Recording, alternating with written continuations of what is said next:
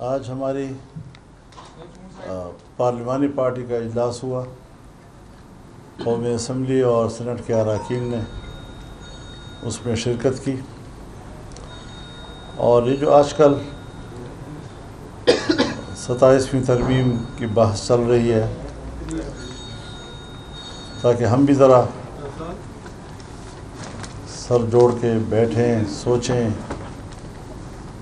لیکن بات پھر وہی سامنے آئی کہ اب تک کوئی مسودہ اس حوالے سے منظر عام پہ نہیں آیا حکومت کی طرف سے، تو ہم ان کی جزیات پر تو بحث نہیں کر سکتے. کوئی چیز سامنے آئے گی تو اس کے بعد پھر ان کی جزیات پر بھی ہم بات کر سکیں گے. کچھ چیزیں ہم نے اصولی طور پر طے کی ہیں.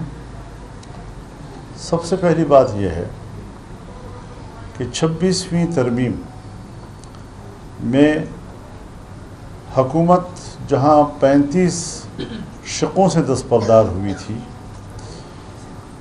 جن شقوں سے وہ دستبردار ہوئی تھی، اگر انہی شقوں میں سے کوئی چیز ستا جاتی ہے تو ہم اس کو پارلیمنٹ کی بھی توہین سمجھتے ہیں، اس کو ہم آئین کی بھی توہین سمجھتے ہیں کہ کل 2/3 اکثریت سے پارلیمنٹ نے ایک فیصلہ کیا، اور آج کھینچ تان کے آپ پتہ نہیں کس طریقے سے 2/3 اکثریت بنانے کی کوشش کر رہے ہیں، اور وہی چیزیں جس سے کل آپ دستبردار ہوئے تھے. تو کیا یہ پارلیمنٹ ربڑ اسٹیمپ ہے کہ جب چاہیں آپ اسے جو چیز پاس کرائیں؟ لہٰذا اصولی طور پر یہ بات واضح ہے کہ 26ویں ترمیم سے دستبردار ہونے والے نکات پر اگر دوبارہ 27ویں ترمیم میں کوئی چیز لائی گئی تو یہ قابل قبول نہیں ہوگی. دوسری بات یہ کہ 26ویں ترمیم میں یہ طے ہوا تھا کہ اسلامی نظریاتی کونسل کی سفارشات پارلیمنٹ میں لے بھی ہوں گی اور ان پر ڈبیٹ بھی ہوگی. 1 سال گزر گیا ہے، نہ سفارشات پیش کی گئی ہیں نہ اس پر کوئی بحث ہوئی ہے. یہ اس 26ویں ترمیم پر عمل درآمد کا عالم ہے. سود کے حوالے سے جہاں 1 جنوری 2028 سے پاکستان کے اندر سودی نظام کا خاتمہ ہوگا، اس کے حوالے سے بھی کوئی پیش رفت ابھی تک نظر نہیں آ رہی ہے. دینی مدارس کے حوالے سے رجسٹریشن کا مسئلہ قانون کے ذریعے طے ہوا تھا. آج مدارس کی رجسٹریشن بھی نہیں کی جا رہی ہے 1860 کی سوسائٹی ایکٹ کے تحت، اور مدارس کے ہاتھ مروڑ کر ان کو مجبور کیا جا رہا ہے کہ وزارت تعلیم کے تحت آپ کو رجسٹر ہونا ہوگا. یہ اس قانون کی بھی توہین ہے، یہ اسمبلی کی بھی توہین ہے، اور حکومت دھڑلے کے ساتھ اس توہین کی مرتکب ہو رہی ہے. اس کے علاوہ 18ویں ترمیم کے تحت جو صوبوں کو اختیارات دیے گئے تھے، اگر ان اختیارات میں کمی کی کوشش کی گئی تو جمعیت علماء اسلام دفاع کرے گی. ہم مزید صوبوں کو زیادہ با اختیار بنانے کی بات کرتے ہیں. اسی طریقے سے NFC ایوارڈ کے حوالے سے بھی باتیں چل رہی ہیں. صوبوں کا جو حق ہے، آئین کہتا ہے کہ اس حق میں اضافہ تو کیا جا سکتا ہے، کمی نہیں کی جا سکتی. صوبوں کے اگر حق پہ ڈاکہ ڈالا جاتا ہے تو ہم نے اصولی فیصلہ یہی کیا ہے کہ جمعیت علماء اسلام بھرپور مخالفت کرے گی اس کی.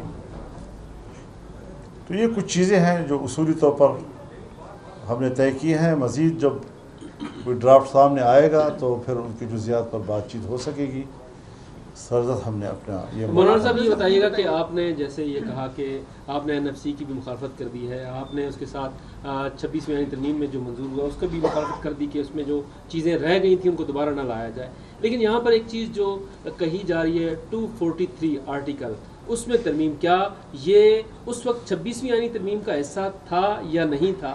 کیا آپ اس کی حمایت کریں گے یا مخالفت کریں گے اس حوالے سے؟ جی بالکل، آپ نے صحیح بات کی ہے. ہم نے اس کو دو حوالوں سے دیکھنا ہے. اگر تو ملک کے اوپر، ملک کی سیاست کے اوپر، آئین کے اوپر، جمہوریت کے اوپر اس کے منفی اثرات پڑتے ہیں تو ہمیں قبول نہیں ہوگا. اگر اس میں کوئی انتظامی قسم کی باتیں ہیں اور صرف انتظامی قسم کی باتیں، تو انتظامی چیزیں جو ہیں وہ ملک میں چلتی رہتی ہیں. اس کے حجم کو ہم دیکھیں گے، اس کی شکل کو ہم دیکھیں گے کہ وہ کیا ہے، تب جا کر ہم اس پر کوئی حد میں مولانا صاحب 243 آرٹیکل میں جو مطلب کی ترمیم کی باتیں ہو رہی ہے، کیا اس کے ساتھ خیبر پختونخوا یا بلوچستان یا ملک بھر میں جو مسائل ہیں وہ ٹھیک ہو جائیں گے؟ اور دوسرا یہ ہے کہ آپ کے بیٹے کو جب یارک پہ روکا گیا تو اس کے بعد سے آپ نے جس طرح ریئیکشن دکھایا اور ابھی جس طرح کے علماء یا لوگ یا آپ کے کارکن ٹارگٹ ہو رہے ہیں اس طرح کا ریئیکشن آپ نہیں دکھا رہے ہیں، کیا وجہ ہے؟ دیکھیے، میں نے تو اس وقت بھی کوئی ریئیکشن نہیں دکھایا. آپ نے کون سی میرے ریئیکشن دیکھی؟ کوئی جلوس، کوئی جلسہ، کوئی احتجاج، کوئی دھرنا، کچھ بھی نہیں دکھایا، کیونکہ میں اپنے ملک کے تمام بچوں کو اسجد کے برابر سمجھتا ہوں. جو میرے سامنے وہ شہید ہو رہے ہیں، ان کا خون بہہ رہا ہے، وہ بھی ہمارے ہی بچے ہیں، اور میں صرف اپنے بیٹے کے لیے تو احتجاج کروں، اس پر رد عمل دوں، اور باقیوں کے بارے میں تو ایسی کوئی بات خدا نہ کرے کہ ایسا ہو.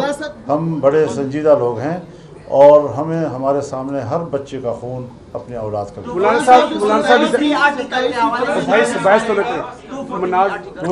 آرٹیکل پر میں نے جواب دے دیا ہے، تفصیل سے دے دیا ہے. امید ہے کہ یہ سب کچھ اس کے بعد ٹھیک ہو جائے گا اگر اس میں ترمیم ہو جائے. حضرت ٹھیک تو کچھ بھی نہیں ہو رہا. جب ٹھیک کرنے کی بات آئے گی تو جب تک ہم اجتماعی سوچ پیدا نہیں کریں گے اور صرف ایک ادارے کے کوئی سوچ وہی حاکمیت کرے گی، تو میرے خیال میں پارلیمنٹ سے پوچھنا چاہیے، ہماری پارلیمنٹ کی جو سیکورٹی کمیٹی ہے اس کو بٹھانا چاہیے، تمام سٹیک ہولڈرز کو بٹھانا چاہیے، اور ایک اجتماعی قومی رائے جو ہے اس پر. مولانا صاحب یہ بتا دیں بنیادی طور پر، مولانا صاحب بنیادی طور پر یہ بتا دیں کہ اس وقت جو اپوزیشن کی بڑی جماعت ہے وہ آپ سے پیدر پہ آپ سے متواتر ملاقات ہوئی اور ایک بار پھر آپ کی ورکنگ ریلیشن شپ قائم ہو گئی ہے. انہوں نے ایک آج اصولی بیانیہ یہ جاری کیا ہے کہ ہماری پارلیمانی پارٹی نے یہ فیصلہ کیا ہے کہ یہ جو ہے نا یہ سسٹم یہ سارا کا سارا فیک ہے، یہ اسمبلی فیک ہے، اور اس اسمبلی کو مینڈیٹ ہی نہیں ہے کہ اتنی بڑی جوہری تبدیلی کر دے آئین میں. آپ اس بارے میں؟ میرے خیال میں اس کی تائید کروں گا، اس لیے کہ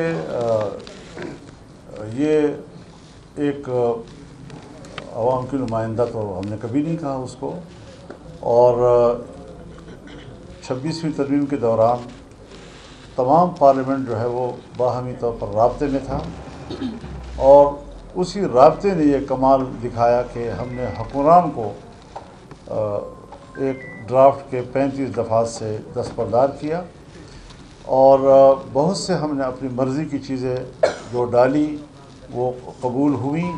لیکن اب وہ پریکٹس دوبارہ تو ایسی اسمبلی نہ کرے کہ جس پہ اعتراضات ہیں اور جو عوام کی نمائندگی کے حوالے سے وہ اس پر کوشچنس ہیں. آپ نے 26ویں آئینی ترمیم میں ووٹ دیا اور 26ویں آئینی ترمیم میں ہی ایکسٹینشن کی بات آئی اور ٹینیور 5 سال ہوا. ایک تو یہ کہ ایک بات یہ ہو رہی ہے کہ سپریم کمانڈر جو ہے وہ اس کا جو طاقت ہے یا جو اتھارٹی ہے وہ صدر مملکت سے کہیں اور شفٹ ہو رہی ہے. ایک اور دوسری چیز یہ کہ آپ نہیں سمجھتے، آپ نے بھی اس ایکسٹینشن میں حصہ لیا، کہ اگر ایک بندے کو ایکسٹینشن ملتی ہے تو پیچھے سینکڑوں افسران متاثر ہوتے ہیں، اور یہ تاثر بھی آتا ہے کہ شاید ایک بندہ جو ہے وہ کمپیٹنٹ ہے، باقی ادارے میں سے لوگ نہیں ہے جو اس ادارے کو جو ہے وہ اس کی لیڈرشپ کر سکے. تو آپ نہیں سمجھتے کہ اس سے پامالی بھی ہوتی ہے اور یہ تاثر بھی سامنے آتا ہے؟ ہمیں ایک طبعی اور فطری قسم کا نظام بنانا چاہیے.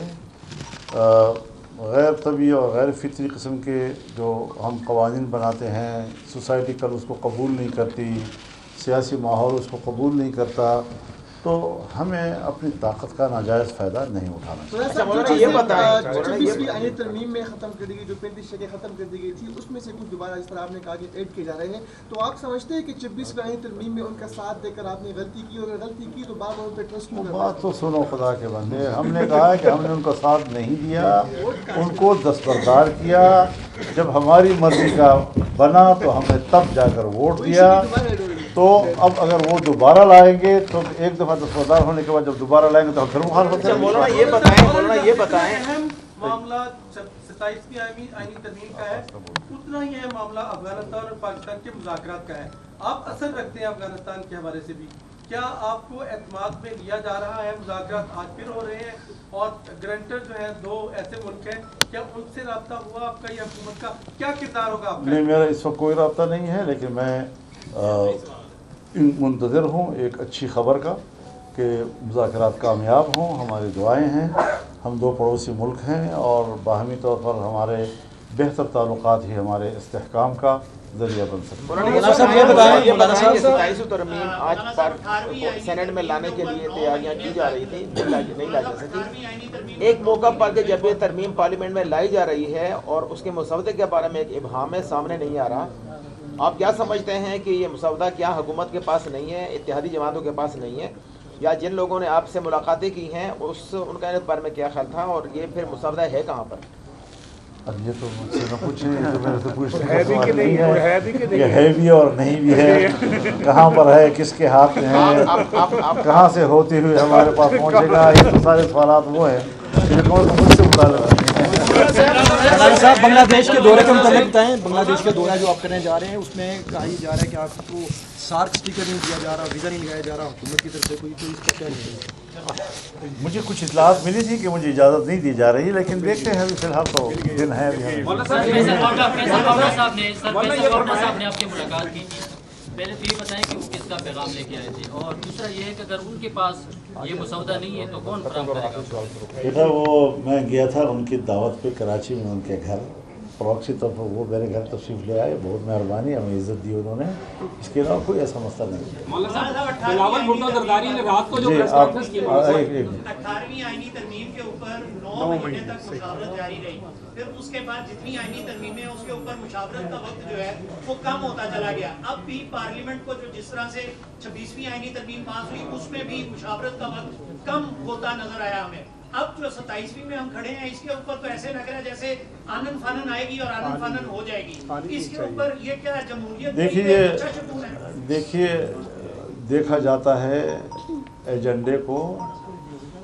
18ویں ترمیم میں کوئی 2 فریق ایک دوسرے کے مقابلے میں نہیں تھے, تمام پارلیمنٹ ایک ہی کمیٹی میں ایک پیج پہ بیٹھی ہوئی تھی, اور جتنی ترامیم ماضی میں ہوئی ان تمام ترامیم کا ایک ایک کر کے جائزہ لیا گیا, اور خاص طور پر 17ویں ترمیم کو مکمل کالعدم کیا گیا. پھر اس کے بعد ان شقوں پر دوبارہ غور کیا گیا اور پورے پارلیمنٹ نے متفقہ اس کو پاس کیا. تو ظاہر ہے اس کا ایجنڈا لمبا تھا اور اس پر وقت زیادہ لگا, اور ہر پارٹی نے اپنا انپٹ دیا, اس پر بحث ہوئی, بات چیت ہوتی رہی. اب جو آئی ہے ابھی 26ویں ترمیم, تو اس پہ ان کا خیال یہ تھا کہ ہم 24 گھنٹے میں ورنہ 3 دن کے اندر اندر پاس کر لیں, لیکن ہم نے کہا نہیں, اس طرح تو نہیں ہوتا. تو 1 مہینہ 1 ہفتہ تک لگ گیا اس کو کسی نتیجے پہ پہنچانے کے لیے. اب جب یہ سامنے آئے گا تو پتہ چلے گا اس کا حجم کتنا ہے, کتنا ٹائم لے گا. مولانا صاحب 2-3 روز قبل جب آپ سے بات ہوئی تو آپ سے ہم نے پوچھا کہ بلاول نے کوئی آپ سے مسودہ شیئر کیا, تو آپ نے کہا انہوں نے اشارے دیے, لیکن انہوں نے بتایا, لیکن وہ تو ظاہر ان پکچر تھے. رات کو انہوں نے 1:45 بجے پریس کانفرنس کی اور انہوں نے کہا 243 کے علاوہ سب کچھ مسترد کرتا ہوں. آپ اس پہ کیا کہتے ہیں, آپ کا کیا موقع ہے؟ یہ تو ان کے ساتھ پھر بیٹھ کر بات کرنی ہوگی, تھوڑا ان کے موقف کو سمجھنا ہوگا. اور یہ اچھی بات ہے کہ سیاسی جماعتوں کے درمیان اگر بات چیت کے ماحول موجود رہے تو افہام و تفہیم کا ماحول بھی رہتا ہے. انہوں نے एक चीज़ को क्यों कबूल किया और बाकी चीज़ों को क्यों मुसरत किया, ये तो फिर जब उनका मौक़िफ़ सामने आएगा तो मैं तबसरा कर सकता हूँ। एक चीज आप कबूल करते सर कराची मुलाकात मुलाकात भी होनी है आपकी इसी पे। जी 243 आप कबूल करते मैंने हैं? पढ़ा नहीं है ना, जब पढ़ूंगा तो उसके बाद पता चलेगा ना। बहुत शुक्रिया। कराची में क्या आपकी मुलाकातें हैं पीपल्स पार्टी के साथ? ये कहा जा रहा है कि पीपल्स पार्टी के साथ मुशावरत वहाँ पे होने जा रही है। नहीं, अगर तो ज़रूरत महसूस हुई तो ज़रूर मिलेंगे, वरना कोई एजेंडा नहीं है। Thank you.